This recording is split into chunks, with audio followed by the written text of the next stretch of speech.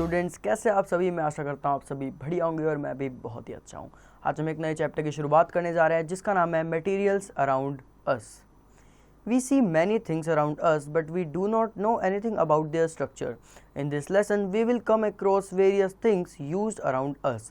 By reading this lesson, we will get to know about the structure of things and their properties. क्या मतलब हुआ इसका कि हमने हमारे आसपास बहुत सारी चीज़ें देखी हैं, लेकिन हमको नहीं पता कि उनके स्ट्रक्चर के बारे में, कि उनका स्ट्रक्चर है कैसा। इस लेसन में हम पढ़ेंगे बहुत सारी चीज़ें इसके आसपास जो होंगी स्ट्रक्चर के आसपास, और इस लेसन को रीड करने के बाद आपको ये पता लगेगा कि जो स्ट्रक्चर है किसी भी चीज़ का और उनकी प्रॉपर्टीज़ कैसी है और कैसे काम करती है। We see many thing around us, some of them are living and some of them are non living. An object can have its own properties, like some can be solid, some can be gaseous and some can be liquid state. We have classified objects as per our convenience and based on their properties. क्या मतलब हुआ इसका कि हम अपने आसपास बहुत सारी चीज़ें देखते हैं, ठीक है। कुछ लिविंग होती है, कुछ नॉन लिविंग होती है। एक ऑब्जेक्ट की अपनी खुद की प्रॉपर्टीज़ होती है, चाहे वो सॉलिड हो, लिक्विड हो, गैस हो, ये भी एक तरह की प्रॉपर्टी ही है, ठीक है। और इसी बेसिस पे हम ऑब्जेक्ट को क्लासीफाई करते हैं कि वो अपनी प्रॉपर्टी को किस तरह शो कर रहा है। What is matter? Anything that occupies space and has mass is called matter. The space occupied by matter is its volume. We measure volume in liter और milliliter. क्या मतलब हुआ इसका? जो भी चीज़ जो जगह घेरती है उसको मैटर बोलते हैं, और उसमें कोई मास हो, ठीक है, कोई दमदार भी नहीं, हल्का सा भी मास हो, तो उसको हम क्या बोलते हैं? मैटर बोलते हैं, ठीक है। और जो स्पेस वो ऑक्यूपाई करती है उसको वॉल्यूम बोलते हैं, और वॉल्यूम को हम लीटर या मिलीलीटर में मेज़र करते हैं। Grouping of materials. The method of keeping similar things together is called grouping. Various criteria can be used for putting things in similar groups. The substance or substances of which a thing is made or composed are called materials. क्या मतलब हुआ?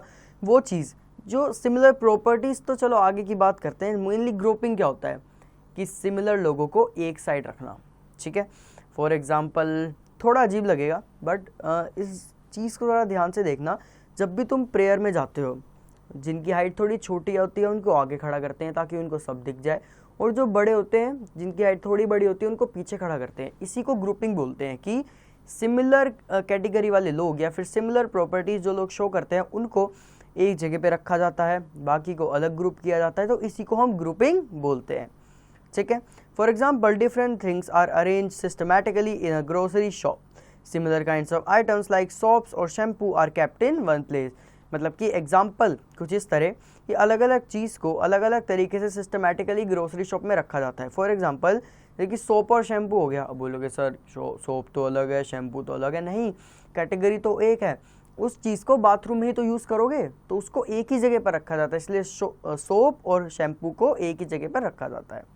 Advantages of grouping are: it helps in locating material, it helps in systematic sorting and separation, it helps us to understand the various features as objects in the same group have the similar properties. तो ये क्या बोल रहा है कि ये मतलब material को रोकेट करने में बहुत ज़्यादा हेल्प करता है और सिस्टमेटिक सॉर्टिंग और सेपरेशन में हेल्प करता है, कि मतलब ये चीज़ ढंग से यहाँ पर रखी हुई है, ठीक है। एक तरह से हमने इसको सॉर्ट किया हुआ है, छोटे से बड़े तरीके से रखा हुआ है।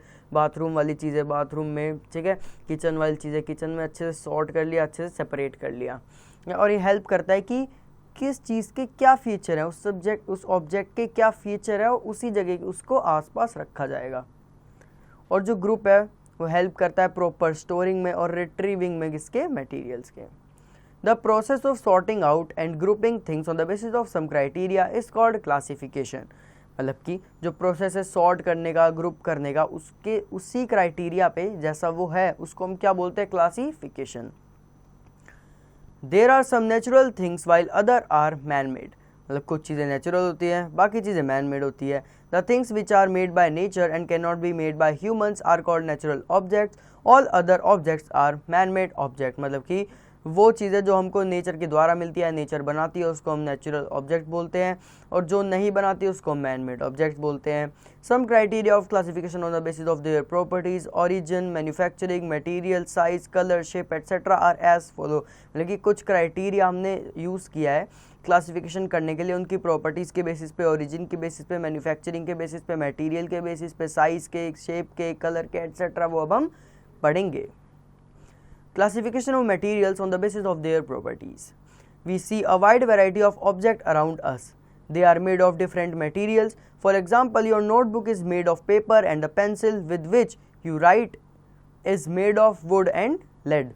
क्या बोल रहा है कि हमारे आसपास बहुत सारी चीज़ें हैं, ठीक है, और वो अलग अलग मटेरियल से बनी होती है. फॉर एग्जांपल जो नोटबुक हम यूज़ कर रहे हैं, ठीक है, वो पेपर से बनी होती है, और जो पेंसिल है वो वुड से बनी होती है और लेड से बनी होती है, ठीक है. Fact white. Air is also matter even though we can't see it. Air is made of tiny particles that take up space and have mass. मतलब कि एयर भी एक तरह का मैटर ही है, हालांकि हमें दिखता नहीं, बट एयर में भी टाइनी पार्टिकल्स होते हैं जो स्पेस घेरते हैं और उनमें भी मास होता है. Let us identify the material from which the object listed in table 2.1 are made up of. मतलब कि अब हम नीचे आइडेंटिफाई करेंगे जो भी ऑब्जेक्ट यहाँ पर दे रखे हैं इस टेबल में वो किस किस चीज़ से बने होते हैं. जैसे कि एग्जांपल के तौर पे तुमको पहला दे रखा है चेयर, और वो किससे बना होता है, प्लास्टिक, स्टील या वुड. अब जो भी चीज़ें नीचे लिखी है आपको उसके बेसिस पे जो भी आपको दिख रहा होगा आपके सामने आपको यहाँ पर फिलअप करना है. There can be several objects that are made of the same material.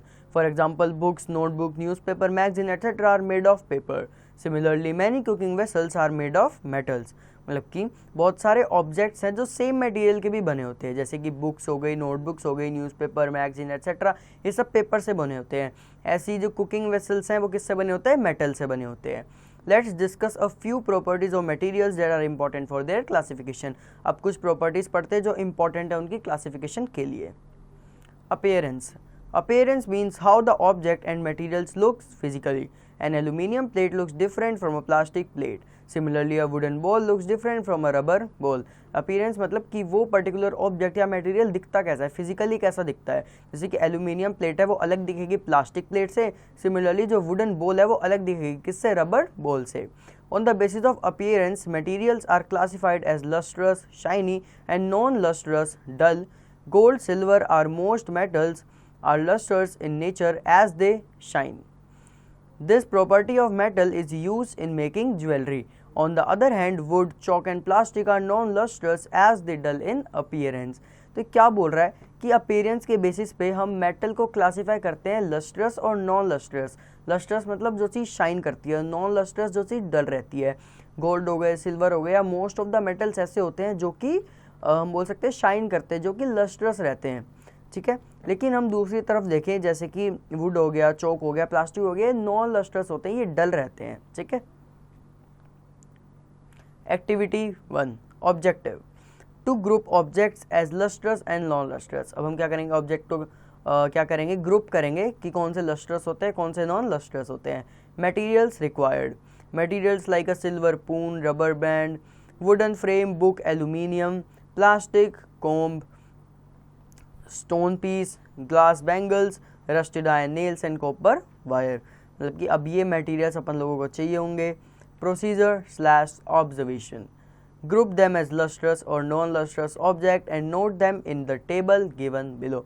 अब आपको क्या करना है, उनको ग्रुप करना है कैसे कि ये चीज़ लस्ट्रस है या नॉन लस्ट्रस है, और उसको इस टेबल में भरना है जो नीचे आपको गिवन है. Inference. Materials can be grouped on the basis of lustrous or non-lustrous properties. अब हमने मटेरियल्स को ग्रुप कर लिया है उसके लस्ट्रस और नॉन लस्ट्रस प्रॉपर्टीज के बेसिस पर. टेक्सचर. द फील, अपीयरेंस और consistency of a surface is called texture. The rough materials have uneven surfaces. Bumps and ridges on their surfaces can be felt by touching them. On the other hand, smooth materials have even surfaces and are free of bumps and ridges. Paper, plastic sheets and glass sheet have smooth surfaces, whereas bark of a tree, stone and brick have rough surfaces. मतलब कि जो मतलब feel हो जाए एक ऐसी appearance, हम बोल सकते हैं कि रफ सी अपीयरेंस, ठीक है. उसको क्या बोलते हैं, उसका टेक्सचर कैसा है कि थोड़ा बम्प कर रहा है, या हम बोल सकते हैं कि छूने पे महसूस हो रहा है, तो वो उसका टेक्सचर डिफाइन करता है कि उसका टेक्सचर थोड़ा ऐसा है, ठीक है. जैसे कि बम्प हो गए, रिजिस हो गए, हम जब उसको छूते हैं सरफेसेस पे तो वो हमको महसूस हो जाते हैं. और अगर हम दूसरी तरफ देखें जो स्मूथ मटेरियल्स होते हैं जिनके इवन सरफेस होते हैं, ठीक है, उनमें कोई बम्प्स और उनमें कोई रिजिस नहीं होते. प्लास्टिक हो गए, पेपर हो गए या ग्लास शीट हो गई, इनकी स्मूथ सर्फेसेस होते हैं, बल्कि जो बार्क ऑफ ट्री होता है, स्टोन होते हैं, ब्रिक होते हैं, उनकी क्या होती है, रफ सरफेसेस होती है। States of matter. We all know that all materials are made of matter. They can be classified on the basis of their states of matter. The three states of matter are solid, liquid and gas. These three states differ from each other in following ways. मतलब कि हमको पता है कि जो सारे material है वो मैटर से ही बने होते हैं, और मैटर को हमने क्लासीफाई किया है तीन स्टेट्स में, एक सॉलिड, लिक्विड और गैस। और ये जो तीन स्टेट्स ऑफ मैटर है ये आगे जाके एक दूसरे से डिफर करते हैं, वो अब हम देखेंगे। Solid. At room temperature, they have a fixed shape and volume. Solids cannot be compressed as the particles are packed together closely. मतलब जो सॉलिड होता है वो रूम टेम्परेचर पे उनकी शेप फिक्स रहती है और वॉल्यूम भी फिक्स रहती है। क्यों? क्योंकि वो क्लोजली पैक्ड होते हैं, उनके जो पार्टिकल होते हैं वो कंप्रेस्ड रहते हैं। Liquid. At room temperature, they do not have a fixed shape and take the shape of the container they are stored in, but they have a definite volume. Liquids can be compressed to a small extent as particles are less tightly packed. क्या बोल रहा है, room temperature पे इनका कोई fixed shape नहीं होता, जिस कंटेनर में डालोगे वैसा शेप ले लेगा, ठीक है, लेकिन इनकी एक डेफिनाइट वॉल्यूम ज़रूर होती है। और जो लिक्विड है वो कंप्रेस हो जाता है थोड़ा सा, ये नहीं पूरा हो जाएगा, स्मॉल एक्सटेंट तक ये क्या होता है, कंप्रेस हो जाता है, क्योंकि इसके पार्टिकल जो होते हैं वो कम टाइटली पैक होते हैं सॉलिड के मुकाबले। अगर सॉलिड के इतने होते हैं तो लिक्विड के थोड़े इतने होते हैं, ठीक है। Gases. At room temperature they have neither a fixed shape nor a fixed volume. Gases are highly compressible as the particles are loosely packed. मतलब कि रूम टेम्परेचर पे ना इनकी कोई फिक्स शेप होती है, ना इनकी कोई फिक्स वॉल्यूम होती है। गैसेज जो है हाईली कंप्रेसिबल होते हैं और इनके पार्टिकल जो है बिल्कुल लूजली पैक्ड होते हैं। Fact bytes. Helium is lighter than air, that's why helium field balloons flow into the sky. मतलब कि जो हीलियम होती है वो हवा से भी हल्की होती है, इसलिए आपने नोटिस किया होगा जब आप हीलियम के बैलून्स खरीदते हैं तो वो हवा में उड़ते हैं, फ्लोट करते हैं हवा में। Hardness. Materials can also be classified as hard and soft. Hard materials cannot be cut easily and are difficult to compress. Soft materials can be cut and compressed easily. मतलब कि मटेरियल्स को हम classify करते हैं hard या soft तरीके से भी। जो हार्ड मटेरियल होते हैं उनको कट करना या बोल सकते हैं कंप्रेस करना बहुत ज़्यादा मुश्किल होता है, लेकिन सॉफ्ट चीज़ों को कंप्रेस और कट करना बहुत ज़्यादा आसान होता है। For example, a brick can not be compressed. Materials which can be compressed और who shape changes on applying force are called soft materials. For example, sponge and rubber. मतलब कि हमें पता है कि ब्रिक जो है कंप्रेस नहीं हो सकती, और वो लोग जो या फिर वो मटेरियल जो कंप्रेस हो जाते हैं और अपनी शेप चेंज कर लेते हैं फोर्स अप्लाई करने के बाद, उनको हम सॉफ्ट मटेरियल्स बोलते हैं, जैसे कि स्पॉन्ज और रबर हो गई। A more hard material can cut और compress a less hard material. Thus, a knife is used to cut vegetables and fruits and a diamond is used to cut glass. मतलब क्या बोल रहा है, जो ज़्यादा हार्ड चीज़ है वो कम हार्ड चीज़ को काट देती है, जैसे कि हम नाइफ यूज़ करते हैं वेजिटेबल वगैरह काटने के लिए, और डायमंड यूज़ करते हैं किसी ग्लास को काटने के लिए। क्यों? क्योंकि जो डायमंड है वो ज़्यादा हार्ड है ग्लास से, और जो नाइफ है वो ज़्यादा हार्ड है किससे, वेजिटेबल वगैरह से। Solubility. What happens when you put a spoon of sugar in glass of water and stir it? After some time you will not be able to see sugar in the glass of water because sugar has dissolved in water. Here sugar is a solute and water is solvent. Solubility is the property of substance dissolved in a solvent. Generally, water is taken as standard solvent to test the solubility of substances. तो क्या बोल रहा है कि क्या होगा अगर आप एक चम्मच में चीनी लो और उसको पानी में डालो और हिलाओ उसको, कुछ टाइम बाद आप देखेंगे कि शुगर जो है वो ग्लास में दिख ही नहीं रही, आपको लग रहा है सिर्फ पानी है। क्यों? क्योंकि शुगर जो है वो पानी में डिसॉल्व हो गई। इसमें जो शुगर है वो सोल्यूट है और जो वाटर है वो क्या है, सॉल्वेंट है। सॉल्युबिलिटी एक ऐसी प्रॉपर्टी है सब्सटेंस की जिसमें जो है वो सॉल्वेंट में डिसॉल्व हो जाता है, क्या, solute.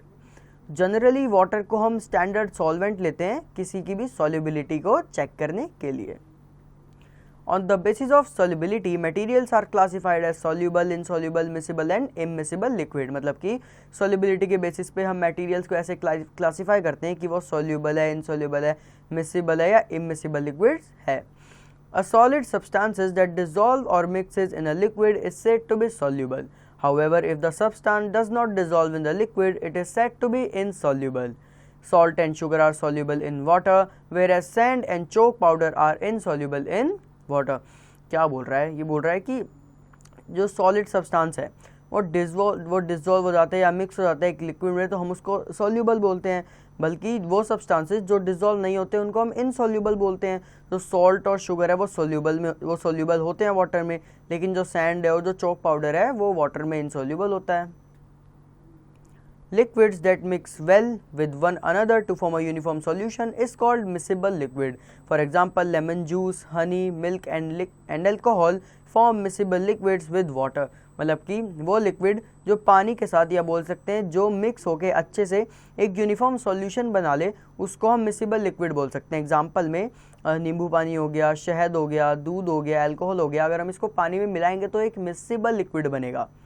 Liquids do not mix well with one another are called immiscible liquids. For example, oil and water are immiscible with one another. Immiscible liquid वो होते हैं जो एक दूसरे में अच्छे से मिक्स ही नहीं होते, आप बोल सकते हैं मिक्स होते ही नहीं है, उनको हम क्या बोलते हैं? immiscible liquid बोलते हैं। फॉर एग्जाम्पल जो पानी और ऑयल है वो एक दूसरे से immiscible होते हैं। इसका भी एक रीज़न है, इसका रीज़न है डेंसिटी, कि जो पानी की डेंसिटी है वो बहुत ज़्यादा होती है और ऑयल की डेंसिटी कम होती है। किससे रिलेटिव? पानी से, इसलिए वो फ्लोट करती है। किसी की भी डेंसिटी अगर किसी से कम होती है तो वो हमेशा उसके ऊपर फ्लोट करेगा। जैसे कि इसमें जो कुकिंग ऑयल है उसकी डेंसिटी जो है वाटर से कम है, इसलिए वो वाटर पे फ्लोट कर पा रहा है, और पानी है उसकी डेंसिटी उस ऑयल से ज़्यादा है, इसलिए वो नीचे बैठा हुआ है। Some gases like oxygen and carbon dioxide also dissolve in water. Oxygen dissolved in water is used by aquatic animals for their survival. Gases like hydrogen and nitrogen do not dissolve in water. क्या बोल रहा है? कुछ gases जैसे कि oxygen हो गए, carbon dioxide हो गए, ये भी वाटर में डिजोल्व होती हैं। ऑक्सीजन वाटर में डिजोल्व होते हैं जो कि एक्वेटिक एनिमल्स यूज़ कर लेते हैं अपने सर्वाइवल के लिए, लेकिन गैसेज जैसे कि हाइड्रोजन हो गई और नाइट्रोजन हो गई ये कभी पानी में डिजोल्व होती ही नहीं है। Activity 2, objective to group objects on the basis of their solubility in water. मतलब कि अब हम ऑब्जेक्ट को ग्रुप करेंगे उनकी सॉल्युबिलिटी के हिसाब से। Material required, materials like sugar, chalk powder, talcum powder, salt, mustard oil, milk, coconut oil, honey, wheat flour, lemon juice, a glass tumbler half filled with water and a spoon. इसमें आपको talcum powder नहीं पता होगा, talcum powder होता है talc powder जो आप लगाते हो, पाउडर वही वाला होता है talc powder. Procedure, take a glass tumbler half filled with water and add small amount of these materials one by one and stir the water with the spoon। तो क्या बोल रहा है कि एक ग्लास टम्बलर लो, उसको आधा पानी से भरो और इन चीज़ों को स्मॉल अमाउंट में डालो, एक एक करके, ये नहीं इकट्ठे सारे डाल दिए, एक एक करके डालो और पानी के साथ अच्छे से उसको हिलाओ। Observation, identify them as soluble or insoluble in water. After that, group the materials and write them in the table given below। क्या बोल रहा है? अब उसको आइडेंटिफाई कर लो कि वो सोल्यूबल है या इनसोल्यूबल है, ये एक्सपेरिमेंट करने के बाद, और उसके बाद उसको ग्रुप कर दो जो नीचे टेबल दी गई है उसके अंदर। जैसे कि आपको दिया गया पहले मिल्क, तो आपको बताने कि वो पानी में सोल्यूबल होता है इनसोल्यूबल होता है, मैं बता देता हूँ ये सोल्यूबल होता है। ऐसे आपको सारे एक्सपेरिमेंट के बेसिस पे खुद करने हैं ये। Inference, some materials are soluble in water while some are insoluble. मतलब कि इससे हमें क्या पता चल रहा है कि जो मटेरियल्स है कुछ सॉल्युबल होते हैं पानी में, कुछ इनसॉल्युबल होते हैं पानी में। Density, density is the degree to which a substance is dense, is that mass of an object per unit volume. For example, a bag filled with stones is much heavier than the bag filled with feathers. This is because the stones are more dense than feathers। क्या बोल रहा है? जो density है वो degree है ये बताने की कि जो सब्सटेंस है वो कितना ज़्यादा डेंस है, कितना ज़्यादा डेंस है। जैसे कि इसको हम कैसे डिफाइन कर सकते हैं कि किसी भी ऑब्जेक्ट का मास per unit volume, mass per unit volume, mass by volume, ठीक है। जैसे कि कोई भी बैग है वो एक स्टोन से फिल है तो वो ज़्यादा भारी होगा उसी सेम बैग को अगर मैं फेदर से भर दूंगा तो, क्योंकि जो स्टोन्स है वो ज़्यादा डेंस्ड है, किससे? फेदर से। Density of a material determines whether it will float or sink in water. For example, materials like stone and iron are dense, hence they sink in water। क्या बोल रहे हैं? डेंसिटी मटेरियल की ये determine करते हैं कि क्या वो फ्लोट करेगी या फिर सिंक करेगी वाटर में। जैसे कि स्टोन हो गए, आयरन हो गए, ये बहुत ज़्यादा डेंस होते हैं इसलिए ये पानी में क्या कर देते हैं? सिंक हो जाते हैं, मतलब डूब जाते हैं। However, materials like paper and plastic are light, not very dense, hence they float in water. Liquid like honey settle at the bottom, whereas cooking oil floats on water। क्या बोल रहे हैं, जैसे मटेरियल हो गए, पेपर हो गए, plastic हो गए, बहुत ज़्यादा लाइट होते हैं, ज़्यादा डेंस नहीं होते, तो वो क्या करते हैं, पानी में फ्लोट करते हैं। और कुछ लिक्विड जैसे कि हनी हो गए, ये एकदम बॉटम में जाके बैठ जाते हैं, लेकिन जो कुकिंग ऑयल है जो हमने ऊपर देखा वो पानी में क्या करता है, फ्लोट करता है। क्यों? क्योंकि उसकी डेंसिटी पानी से कम है। Fact bite, a person can float on liquid honey because it's denser than water. मतलब कि जो हनी है वो वाटर से ज़्यादा डेंस होता है, इसलिए एक पर्सन जो है वो अगर हमें लिक्विड हनी मिल जाए तो उस पर क्या कर सकता है, फ्लोट कर सकता है। Transparency, transparency is the property of materials to allow the transmission of light through them. This property allows us to see through the materials. This can be classified as transparent, translucent and opaque on the basis of amount of light passing through the materials. हाँ, तो हम transparency को ये बोल सकते हैं कि मान लो मेरा कोई हाथ है और मैंने इस पर लाइट मारी, ठीक है, तो ये क्या आर पार दिखाएगा? नहीं दिखा पाएगा, मतलब ये लाइट पास करा ही नहीं पा रहा। थोड़ा प्रैक्टिकल सोचो इस बारे में। मतलब मैंने पेपर लिया, उसमें थोड़ा कम दिखा पा रहा है, मैंने पॉलीथीन ली, थोड़ा ज़्यादा दिखा पा रहा है, मैंने ग्लास वहाँ पे रखा, उससे लाइट पास करी तो और ज़्यादा पास करने दे रहा है अपने अंदर से लाइट। मतलब हम बोल सकते हैं कि ऐसी प्रॉपर्टी कि हम उस मटेरियल के आर पार कितना देख पाए, उसको क्या बोलते हैं, ट्रांसपेरेंसी बोलते हैं, ठीक है। और हमने उसको क्लासीफाइड किया एज ट्रांसपेरेंट, ट्रांसल्यूसेंट या फिर ओपेक। हमने इस बेसिस पे किया है कि कितनी वो लाइट पास कर पा रहा है। अभी हम आगे पढ़ेंगे इस बारे में। तो सबसे पहला, transparent materials that allow light to pass through them completely. We can see through them. For example, plain glass, air and water are transparent materials. मतलब कि ये ऐसे मटेरियल होते हैं जो अपने अंदर से पूरी लाइट पास करने देते हैं। फॉर एग्जांपल, अगर आपके आसपास कोई ग्लास है, आप उस पर लाइट मारो तो वो पूरी उस पार जाने देंगे लाइट को। सिंपल सी बात ये, ठीक है। एग्जाम्पल में प्लेन ग्लास में बोल चुका हूँ। Transparent materials that allow only partial passage of light through them. We can see blur picture through these materials. For example, butter paper, wet muslin cloth and frosted glass are transparent in nature. इसका क्या मतलब हुआ, वो material जैसे partially light pass करने देते हैं, थोड़ी बहुत ही लाइट पास करने देते हैं, पूरी तरह नहीं करने देते, जिसकी वजह से हमें ब्लर दिखता है इन मटेरियल्स के थ्रू। जैसे कि बटर पेपर हो गया, वेट मसलिन क्लॉथ हो गया, फ्रोस्टेड ग्लास हो गया, एंड बहुत सारे ये सब ट्रांसपेरेंट होते हैं क्या, नेचर में। Opaque materials that do not allow light to pass through them. We cannot see through these materials. For example, wood, brick wall, metal sheet and notebook etc. are opaque in nature. मतलब कि वो material जो अलो ही नहीं करते कि light की उसके are पार पास हो। जैसे कि मेरा हाथ भी हो गया, ये बिल्कुल पास नहीं करने देता भाई। और इन मटेरियल को हम क्या बोलते हैं, ओपेक मटेरियल बोलते हैं। जैसे कि वुड हो गई, ब्रिक वॉल हो गई, मतलब तुम्हारे घर की दीवार है, तुम दीवार पे लाइट मार रहे हो, ठीक है, फिर तुम उसके दूसरे कमरे में जाओ, मतलब ऐसे दीवार है ना, यहाँ लाइट मारी और फिर घूम के यहाँ हो, क्या यहाँ तुम्हें लाइट दिखती है उसकी? नहीं, पॉसिबल ही नहीं है।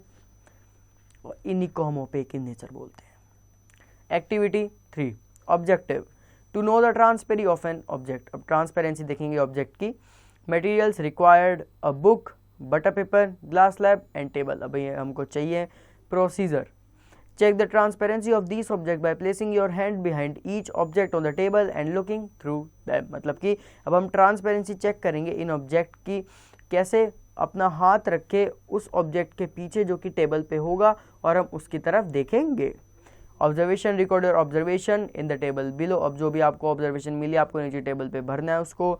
इन्फेरेंस, सब object are transparent, some are transparent and some are opaque object. इससे क्या पता लगा कि जो ऑब्जेक्ट है कुछ ट्रांसपेरेंट होते हैं, कुछ ट्रांसपेरेंट होते हैं और कुछ होते हैं वो ओपेक ऑब्जेक्ट्स होते हैं। Fact bytes, pure gold can become transparent when made into thin sheets showing how transparency changes with thickness. मतलब कि अगर आप प्योर गोल्ड को ट्रांसपेरेंट में बदलना चाहते हो तो उसको थिन शीट में बदलो, ठीक है, मतलब बीट करके जो थिन शीट में बदलते हैं, जो प्रॉपर्टी होती है मेटल्स की, तो उससे आप देखोगे, उससे आपको क्या पता चलेगा कि ट्रांसपेरेंसी थिकनेस पे भी कितनी ज़्यादा डिपेंड करती है। Properties of few commonly used materials, the properties of some commonly used materials like wood, metals, plastic and glass are discussed below. Wood, hard, opaque, dull, rough. Glass, shining, transparent, hard. Rubber, elastic, opaque, soft. Stone, hard, dense, opaque, long lasting. Metal, shiny, smooth, opaque, high density, hard.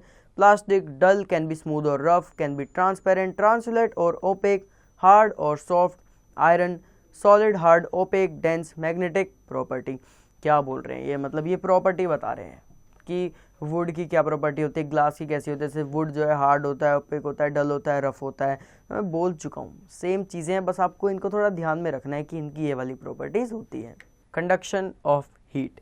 Conduction is the process of transfer of heat from one hotter part two the other colder part of an object without a movement of its particle. मतलब कि conduction एक ऐसा process है जिसमें एक जो hotter part होगा उससे दूसरे कोल्डर पार्ट तक जो हीट ट्रांसफर होती है, ठीक है, बिना किसी मूवमेंट के, पार्टिकल्स के, उसे क्या बोलते हैं, कंडक्शन बोलते हैं। Also in conduction heat get transferred between substances that are in direct contact with each other. In solids heat transfer takes place by conduction. मतलब कि ऑल्सो कंडक्शन में क्या होता है, हीट ट्रांसफर हो जाती है उन सब्जेक्ट्स या बोल सकते हैं उन सब्सटेंस के बीच जो एक दूसरे से डायरेक्ट कॉन्टैक्ट में है, और सॉलिड्स में जो हीट ट्रांसफर हो जाती है वो कंडक्शन से होती है। You might have noticed while working in the kitchen that if you leave a big spoon in a pan while cooking vegetables, its handle get heated. Many utensils used in cooking have plastic handles. This is because plastic does not allow heat to pass through it easily. क्या बोल रहा है ये कि आपने notice किया होगा kitchen में काम करते हुए, जब आप बड़ा सा स्पून जो है एक पैन में छोड़ देते हो वेजिटेबल्स को कुक करते समय, तो उसका हैंडल जो है गर्म हो जाता है। बहुत सारे यूटेंसिल्स जो होते हैं जिसमें कुकिंग करते हैं, उसके हैंडल इसलिए प्लास्टिक के बनाए जाते हैं क्योंकि जो प्लास्टिक है वो अलो नहीं करता अपने अंदर से कि हीट पास हो सके। So the handles do not become hot while cooking. Some materials are called bad conductors of heat. मतलब कि हैंडल्स जो है वो हीट पास होने नहीं दे रहे, हॉट हो नहीं रहे कुकिंग करते हुए, तो उन मटेरियल्स को हम क्या बोलते हैं, बैड कंडक्टर्स ऑफ हीट बोलते हैं। Metals are good conductor of heat. In metals, heat flows from one end to other and very quickly, whereas in non-metals it flows very slowly. मतलब कि जो metals है वो good conductor of heat होते हैं। metals में जो heat है वो flow कर जाती है एक end से दूसरे end तक बहुत जल्दी, बल्कि जो non-metal है उसमें बहुत ज़्यादा slow ये होता है। Air is as well as all other gases are bad conductors of heat. A sweater lets us feel warmer in winter because the air trapped in its fiber does not allow the body heat to flow out. मतलब कि क्या बोल रहा है, air भी और gases की तरह बैड कंडक्टर होती है हीट की। एक जो स्वेटर है वो हमको गर्म कैसे फील कराता है विंटर में, क्योंकि जो एयर है उसके फाइबर में ट्रैप हो जाती है और वो अलो नहीं करती कि वो बॉडी से बाहर जाए। Combustible materials. Combustible materials are substances that can easily catch fire and burn. The substances which do not catch fire on heating in presence of air are called incombustible substances. मतलब combustible materials वैसे substance होते हैं जो जल्दी से आग पकड़ लेते हैं और जल जाते हैं, लेकिन वो substance जो जल्दी से आग नहीं पकड़ते in presence of air उसको क्या बोलते हैं, incombustible substances. याद रखना इसमें in presence of air का बहुत बड़ा रोल है, क्योंकि कंबशन और एक और चीज़ होती है, इसमें नहीं पढ़ाएंगे, वो बड़ी क्लासेस की चीज़ होती है, बट कंबशन हमेशा इन प्रेजेंस ऑफ एयर ही होता है, याद रखना बस। There are number of combustible and incombustible substances.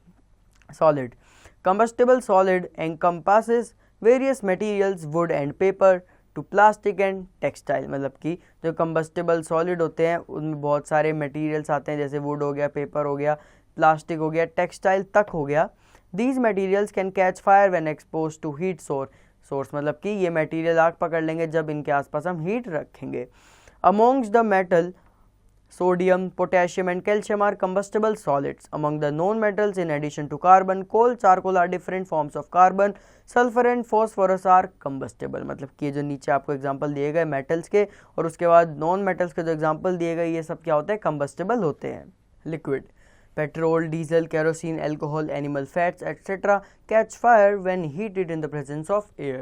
So they are combustible liquids. मतलब कि पेट्रोल हो गए, डीजल हो गई, केरोसिन हो गया, अल्कोहल हो गया, एनिमल फैट हो गया, ये जो है वो फायर को कैच कर लेते हैं जब हम इनको एयर के प्रेजेंस में जलाते हैं, तो इनको हम क्या बोलते हैं, कंबस्टिबल लिक्विड्स बोलते हैं। Liquids such as water, vinegar, juice, etc. do not catch fire when heated in the presence of air, so they are incombustible liquid. तो जो कुछ एग्जाम्पल थे, अगर आप इनको प्रेजेंस ऑफ एयर में जलाने की कोशिश करते हैं तो ये जो है कैच फायर नहीं करते, इसलिए ये इनकम्बस्टिबल लिक्विड होते हैं। Gases nitrogen, oxygen, carbon dioxide are incombustible gases. Amongst these gases oxygen is not combustible but helps in combustion. मतलब कि नाइट्रोजन हो गया, ऑक्सीजन हो गया, कार्बन डाइऑक्साइड हो गया, ये कुछ इनकम्बस्टिबल गैसेज होती है। इन गैसेस में क्या होता है, जो ऑक्सीजन है वो कंबस्टेबल नहीं होता बट हेल्प करता है कंबशन में, समझ रहे हो। मतलब कि अगर आप अलोन ऑक्सीजन जलाने की कोशिश करोगे तो वो नहीं जलेगा, बट अगर आप किसी और चीज़ को जलाने की कोशिश करोगे तो वो इसमें हेल्प ज़रूर कर देगा। इसलिए यहाँ पे लिखा है कि ऑक्सीजन खुद तो कंबस्टेबल नहीं होता लेकिन क्या करता है, कंबशन में हेल्प कर देता है। LPG, liquid petroleum gas, CNG, compressed natural gas, hydrogen and carbon monoxide are combustible gas. अब ये जितनी भी गैसेस के नाम लिए ये सारी कंबस्टेबल गैसेस होती हैं। Read at a glance. अब हम क्या करेंगे, इस पूरे चैप्टर की समरी को एक बार देखेंगे। कुछ भी यहाँ पर भी नई चीज़ दिखती है तो मैं पक्का अपनी साइड से बताने की ट्राई करूँगा। First, the process of sorting out and grouping things on the basis of some criteria is called classification. Materials can be classified on the basis of their properties like appearance, texture, state of matter, hardness, solubility, density, transparency and conduction of heat and electricity. Materials which have shine and dull appearance are said to have lustrous or non-lustrous respectively. The shape of hard materials cannot be changed easily but not for soft materials. A substance which mixes in liquid completely is called soluble, whereas insoluble substances do not dissolve completely. Materials which allow light to pass through them completely are transparent. Materials which allow light to pass partially are called translucent. Materials that do not allow light to pass at all are opaque. The degree to which substance is dense is called density. Materials whose density is more than of water sink in water, and those which have lower density float. तो ऐसा कुछ नहीं है जो हमने ऊपर नहीं पढ़ा। नीचे दी गई सारी एक्टिविटीज़ को आप अच्छे से करना ताकि आपका चैप्टर अच्छा हो जाए। मैं आशा करता हूँ आपको चैप्टर अच्छे से समझ आया होगा। Thank you.